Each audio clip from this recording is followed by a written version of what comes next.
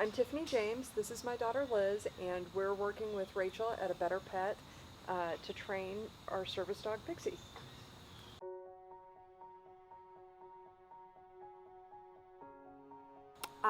So I, after years of chronic pain and multiple brain surgeries, decided to look into a service dog for long-term disability treatment and ended up reaching out to Rachel at A Better Pet and was paired with one of her super puppies, Pixie. Lizzie was my super healthy kid. She was never sick, like really hardly ever sick a day in her life. When she was a freshman in high school, she was an athlete. She was doing great.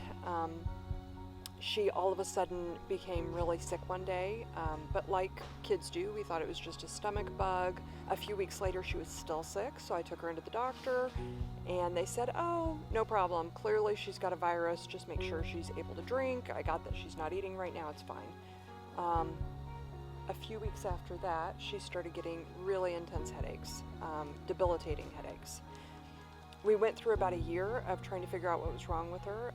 The doctors identified after a couple of hospital visits and lots of diagnostics that she had a problem draining cerebral spinal fluid. So we had a first brain surgery. She did great for a while, and then symptoms came back, but they were different this time. And this time it ended up being gastroparesis. So basically her stomach quit working. I would get better, and then a new issue would pop up, and then suddenly the old issue wouldn't even resolve before the new issue came up. And we realized that it just wasn't looking great for me to be living independently, for me to really be having any sort of life on my own, and I wanted to see what long-term my options were. And the thing that stuck out the most to me was a service dog, and my parents thought I was a little crazy, a little more than a little crazy. And so it took a lot of research, it took a lot of learning about what that would actually look like. We knew we were coming up here for the Cleveland Clinic, and so we were like, okay, what trainers could we maybe find in the area? You know, if we're gonna look at this, what would our options be? We called Rachel, and we were in the car within how many hours? 48 hours? 48 hours, yeah. Yep. I really didn't understand outside of seeing eye dogs, or like I've worked with and seen service animals that have worked with people who are wheelchair bound or have other issues, but I didn't really understand how Pixie would be able to add to Lizzie's life. But Liz did a lot of research and really convinced me of how this could be a boon, and then we met with Rachel, who also has absolute confidence in her dogs, and I've got to say so. And with reason, and I've got to say they were right. Pixie has 100% changed the game for Liz and her ability to do things independently. So for me, I wanted to owner train. I knew that that was a process that was really important to me. I wanted to be involved in any dog that I was working with, really having that bond through training. I don't think that the process could work any better than it has. I understand that some people do the here you go pick up the dog, that's it. But really a lot of the work with the dogs is teaching the owner how to interact with the dog. The dogs already know, they're already good. Pixie is a super dog. She started off as a super puppy. Rachel trained me. And she's a very intuitive dog. And so Liz has been able to work with her to train her on actions past what Rachel had done. However, it was because she already had that basis. So when Pixie's working, the biggest thing that she has really done for me has been medical alerts. So for me, what that means is I'll have like a really increased heart rate that makes me really lightheaded. I'll have kind of my blood dropping down to my legs. Instead of working its way back up to my brain, I can get really lightheaded. As well as I have pretty severe anxiety at points, and she will alert me usually through nudging, maybe like one paw but very intense eye contact, and staying very consistent and determined with it until it is addressed. And then as a response, it depends on what exactly she's alerting to, but it can be anything from deep pressure therapy where she'll lay on my feet, or if I'm like able to, I'll sit kind of like this, have my legs out, she'll come lay across my lap. or if it's more of like a pain response, sometimes it's going to get my medication for me, going to get my mom for me, kind of whatever that response needs to look like based on the severity of the situation. She's intuitive at this point. She knows what's going to happen. It's instinctual.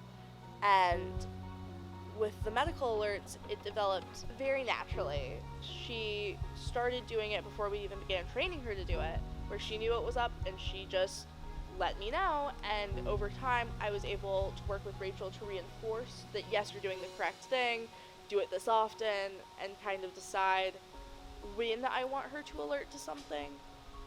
And from there we worked on some of her other tasks as well. That was more figuring out what does she already know, what is she capable of knowing, which is nearly limitless. The big thing that we went over was retrievals, which are pretty solid now. Basically, if I have like a medication that I need or something that I've dropped on the floor to stop, if I'm having like a really bad episode from like passing out or fainting or any of those issues, she will actually pick them up for me. If I drop something while we're walking, she just picks it up and we keep going, and it limits my exertion as well a lot, and that's very, very helpful for me. I don't know, it just blows my mind. Everybody talks about how amazing service dogs are, but I think until you see one actually working and you see what an impact on like the day-to-day life of people is, it's really hard to imagine. Working with Pixie just really changed the way my entire day looked, the way everything in our lives looked. But at the same time, that's a good thing. She made it so that I really had a meaning in my life for a while when I really needed one. Yeah. The physical tasks are amazing, and that's definitely why we got Pixie, but I've been shocked at what a huge impact she's had on all of us emotionally, and what a massive difference that's made to Liz's health as well. So Liz came out to the Cleveland Clinic to be treated by their gastroparesis clinic, their chronic pain team, and their inpatient pain program. Being inpatient with Pixie was very overwhelming at first. They put you through the ringer. They call it their torture program. Yeah. And that's literally, they laugh about it, but they joke, that's part of how they reset the pain centers in the brain. They do everything they can to aggravate you. Mm-hmm. They want to make it so that you are in pain while you're there, so that they can teach you how to handle it. And it's very, very physically and mentally exerting. It works though, they, like my mom was saying, it resets the way that your body processes pain. And so as I entered this program, my goal was just to be functional enough to be alone for a day, to maybe leave my house, to be able to go out to dinner once a month. And by the second week, we were looking at me living independently. By the time I left, I had signed a lease for an apartment. I had a move date. I had just completely changed the way that I was looking at life, and so much of that is due to Pixie. Having Pixie be a part of the program provided Liz with a lot of support.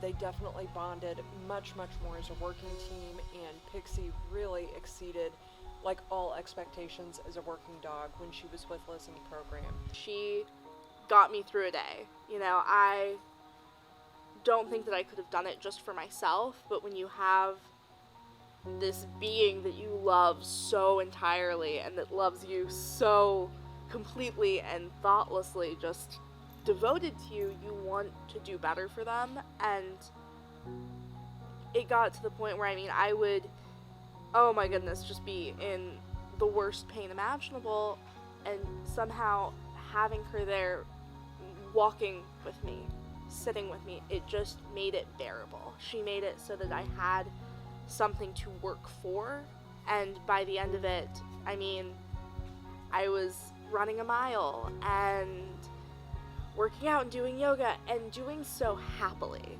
Our plans now, we are moving back home next week. I'll actually be living independently for the first time with Pixie. We'll be back down by DC, which is scary but exciting. I'll be working, and Pixie will be with me for all of it. Yeah. Going to school?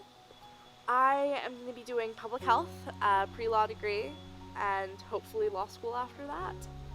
Having Pixie come into my life gave me a partner through all of this. You know, it feels like you have the weight of the world on your shoulders when you're constantly struggling just to exist, and suddenly to have a being there that really takes that pressure off, that loves you unconditionally, no matter maybe how successful you are in a day. Sure, I may not accomplish everything, but I have her there. And working with Pixie and working with Rachel has changed really just my attitude interacting with anything in this world. She gives you so much confidence in yourself and your capabilities as a person that I was really able to walk confidently for the first time